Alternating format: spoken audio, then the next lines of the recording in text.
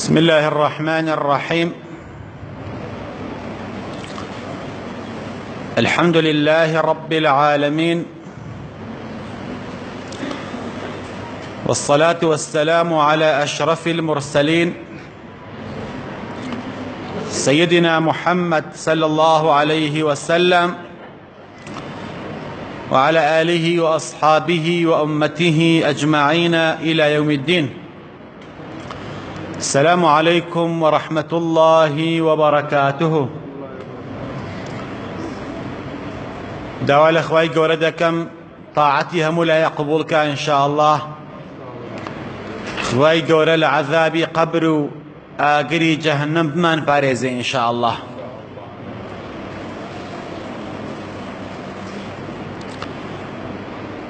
لچكاتيك دا فریشتەی گیانکێشان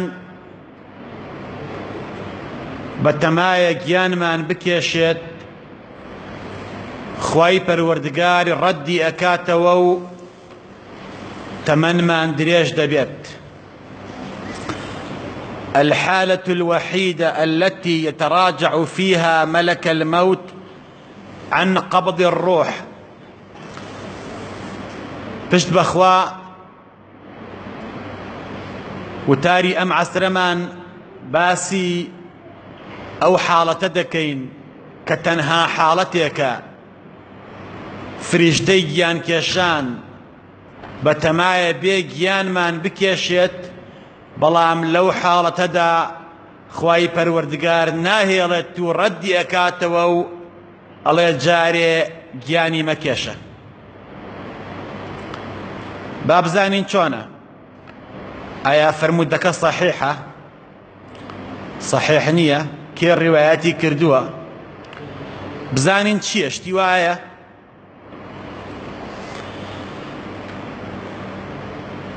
پێغەمبەر صلی الله عليه وسلم لە دوای نوێژی بەیانی عادەتی وابوو دوو ڕکعات نوێژی سنەتی دەکرد، دوایی دوو ڕکعات نوێژی فەرزی بە جەماعەت بۆ سەحابەکانی ئەکرد، دوای نوێژی بەیانی ذیکرەکانی ئەخوێند، عادەتی وابوو ڕووی هەڵ ئەچەرخاند بەرەو خەڵکەکە و بەرەو مەجلیسەکە، ڕوویە کردە جەماعەت. هەمیشە ئەی فەرموو هیچ کەسێک لە ئێوە ئیمشەو خەوێکی بینیوە خەوەکەی بۆ تعبیر کەمەوە و خەوەکەی بۆ لێک بەمەوە. ئەگەر کەسێ خەوێکی بینی بوو خەوەکەی بۆ بازە کرد و پێغەمبەر صلی الله عليه وسلم ئەی فەرموو ئەمە تعبیر و لێکدانەوەی خەوەکەدە.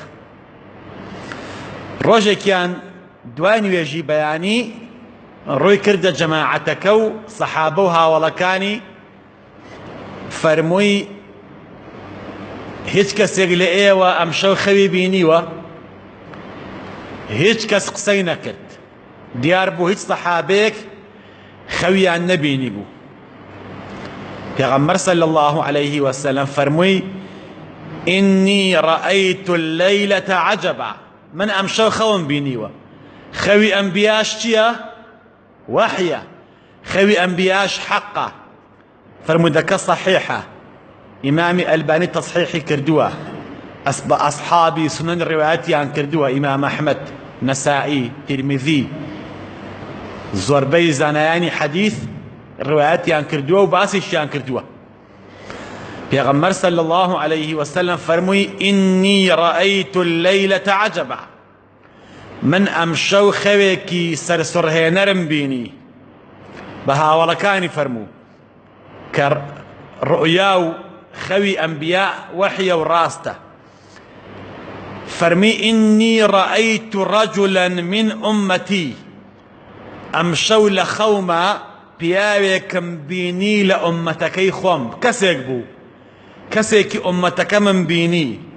ئەتاه مەلەک المەوت لیەقبض ڕوحە، فریشتەی گیانکێشان هاو بۆ لای بۆ ئەوەی گیانی بکێشێ. باش کاتێ ویستی گیانی بکێشێ فەجاءه بره بوالديه فرد ملك الموت عنه چاکەی ئەو پیاوە لەگەڵ باوکو دایکیا هاتوو نەیهێڵا مەلەک المەوت و فریشتەی گیانکێشان گیانی ئەو عەبدە بکێشێت.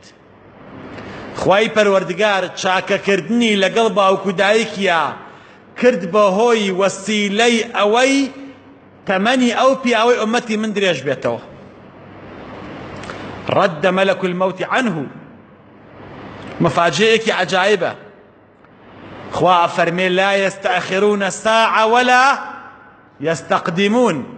إنسان ككاتي مردني هات ساعات يدوا ناكوي ساعات يبيش ناكوي أي أمد شيا مسلمان كان فريشتي جيان كيشان كاتي ديت جياني عبدكاني بكيشيه سێشتی پێ سێشت ناوی عەبدەکەی پێ زەمانەکەی پێ لە چ کاتێکا گیانی بکێشێت چ زەمانێ چ سەعاتێ چ دەقیقەیە شەو بێ یا ڕۆژ سێهەم مەکانەکەی پێ لە چ شوێنێ کەواتە مەلەک المەوت کە ئێ گیانی عەبدەکانی یەکێشێ پەروەندە و ئەوراقێکی پێیە سێشتی تایە ناوی عەبدەکانەمە یەک دوو ناوی ئەو مەکان و شوێنەی کە تایە ئەمرین مەکانەکە شارەکە گوندەکە کوێیە شوێنەکە کوێ سێهەم زەمانەکە کەیە چ زەمانێکە. بەڵام پێغەمبەر صلی الله علیه وسلم فەرمووی ئەمشەو لە خەوما فریشتەی گیانکێشان هاو گیانی یەک پیاوێ لە ئومەتەکەم بکێشێ بەڵام بەهۆی چاکەی باوکو دایکیەوە خوای پەروەردگار رد الله عنه تاخیری کرد و نەیهێڵا فریشتەی گیانکێشان گیانی ئەو عەبدە بکێشێت. مسلمانەکان علەماکان ئەفەرموون البار بوالديه مهما يفعل من أبواب الشر فلن يدخل النار. کەسێ لەگەڵ باوکو دایکیا چاک بێ باوکو دایکی لێی ڕازی بن هەرچەندە خراپەی هەبێ ناچێتە ئاگری جەهەنەمەوە. والعاق لوالديه مهما يصنع من أبواب الخير فلن يدخل الجنة. کەسێک لەگەڵ باوکو دایکیا خراپ بێ هەرچی چاکە بکە هەر نەڕواتە بەهەشتەوە خوا پەنامان بە. ئەگەر کەسێ لەگەڵ باوکو دایکیا خراپ بێ ئازاریان بدا عەزیەتیان بدا قسەیان پێ بڵێ بە گوێیان نەکا ئەگەر هەرچی کردەوەی خێر هەیە بیکە هەر ناڕواتە بەهەشتەوە. بۆ چونکە باوکو دایک کلیلی خێری ئومەتی پێغەمبەرن صلی الله عليه وسلم. فرمودەیەکی تر بۆ تەصدیقی ئەم فرمودە هەموو یەکێ لە ئێمە دوعای خێرەکات ئەڵێ بە بەرامبەرەکەی تەمەن و درێژ بێ عمر و درێژ بێت خوا تەمەن درێژ وکە دایک و باوک دوعاکەن بۆ مناڵەکانی بۆ ئەولادیان خوایە تەمەنی مناڵەکانمان درێژکەی. ئەمە لە چیوە هاتووە شتی وا هەیە گوێ بگرە بۆ پێغەمبەر صلی الله عليه وسلم فەرمووی من أحب أن يبسط له في رزقه وينسأ له في أثره فليصل رحمه رحم أمه وأباه. هر کەسێک ئەیەوێ ڕزق و ڕۆزی زیاد بێت هر کەسێک ئەیەوێت وينسأ له في أثره يعني أن يطول عمره کەسێک ئەیەوێ عمری درێژ بێت با سیلەی ڕەحمی جێبەجێ بکات سیلەی ڕەحمی باوکی و سیلەی ڕەحمی دایکی لەگەڵ کەسوکاری باوک و دایکیە چاک بێت ڕێزیان بگرێت ڕزقی درێژ زیادە بێت عمری درێژە بێت کەواتە چاکە لەگەڵ باوک و دایکە عمری ئینسان درێژەکە مسلمانەکان. ئیمامی نەوەوی ئەفەرمێت چۆن عمری درێژە بێت چۆن عمر چۆن درێژە بێت ئەفەرمێ بەم دوو هۆیە. یەکەم بمدو شێوەیە عمری ئەو کەسە درێژە بێت. یەکەم یا ئەوەیە خوای پەروەردگار کارێ ئەکا بەو عەبدە بەهۆی چاکەی لەگەڵ باوکو دایکی و سیلەی ڕەحمیەوە کارێکی پێ ئەکا عمرەکە و تەمەنەکەی ئیستیفادەی لێ بکات و لە ژیان یا لەزەت لە ژیان وەرگرێ سوود لە عمرەکەی بکات. دووهەم ئیمام نەوەوی ئەفەرمێیە ئەوەیە کە عمری درێژ ئەبێت و بەرەکەت دەکەوێتە تەمەنیەوە و تەمەنی درێژ ئەبێت و خوای پەروەردگار عمری بۆ تازە ئەکاتەوە بۆی درێژەکات. مسلمانەکان عولەماکانی ئێمە ئەفەرمێ پێویستە ئەمە قسەی عولەماکانە جوان گوێ بگرن دڵی بەنێ ئەفەرمن عولەماکان ئەفەرمون ينبغي للولد أن يكون ذبابيا بالنسبة لوالديه. پێویستە بۆ ئەولاد پێویستە بۆ ئەولاڵ بۆ کوڕ و کچ وەکو مێش وا بێ بەنسبەت باوکو دایکیەوە. مێش پێویستە ئێمە مناڵان وەکو مێش وا بین بۆ باوکو دایکمان. ذبابی مێش چۆنە؟ مێش 100 جار دەری ئەکەیت هەرێتەوە بۆلات. هەرێوایەوە نییە؟ مێش 100 جارەگە بخەوی یا شتێکی شیرینی خواردی بێ یا شتێکی چەور بە جلوبەرگەکەتەوە بێ 100 جار دەری کە هەرێتەوە بۆ ئەو شیرینیە بۆ ئەو چەوریە. ئەگەر باوکو دایکت 100 جار دەرت کا 100 جار دەست بەڕووتەوە بنێ لە ماڵ دەرت کا وەکو مێژ وابە بڕۆ بۆ لای. ئەگەر حەچی کردەوەی چاکە هەیە بیکەیت بەڵام باوکو دایک و لێ ڕازی نەبن العیاذ بالله ئەڕۆی بۆ جەهەنەم ناچیتە بەهەشتەوە.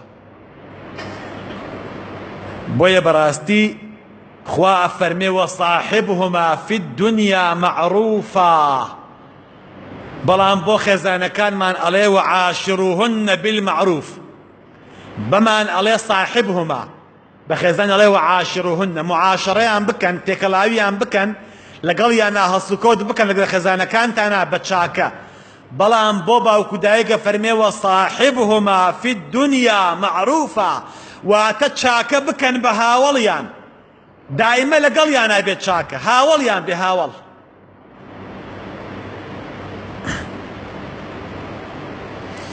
باوکو دایکمان ژیانی خۆیان لار کردەوە و چەماندەوە بۆ ئەوەی ئێمە ڕاست بین پێویستە ئێمەش لەگەڵیانە چاک بین. ڕۆژێکیان پیاوێک هاتە خزمەتی پێغەمبەر صلی الله عليه وسلم وتی ئەی پێغەمبەری خوا صلی الله عليه وسلم چاکترین کار کامەیە با بیکەم؟ چی چاکە بیکەم؟ گوێ بگرە مسلمان فرمووی إن من أبر البر أن يصل الرجل أهل ود أبيه بعد أن يولى.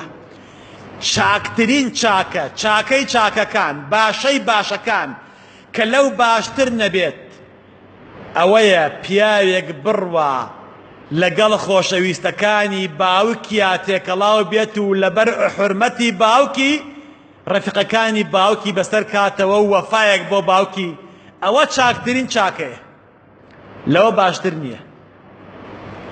ئێمە ڕەنگە زۆربەمان مام و خاڵ و کەسوکارمان هەبێت تەلەفۆنێکیشیان بۆ نەکەین مەگە لە تەعزیەکاندا بیان بینین سیلەی ڕەحم نەماوە باوکو دایک و کوجاران ڕێزی نەماوە ئەبرێ بۆ خەڵوەتگەی پیری.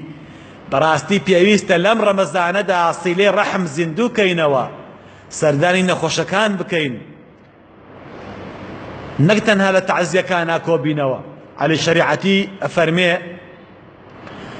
دراوسەیەکمان لە برسانە کۆچی دوایی کرد گوێ بگرێ بەو قسەیە حەقەن ئاوایە حەقەن ئەوەی عەلی شەریعەتی فەرموویەتی فەیلسوفێکی عالەمیە کە لە بەریتانیا دەرمان خواردیان کرد کوشتیان ئەو فەیلسوفە ئەو پرۆفیسۆرە ئەو دکتۆرە گەورەیە حەقەن هەرچی فەرمووە هەمووی ڕاستە. فەرمووی دراوسەیەکمان مرد لە برسانە لە چیا مرد؟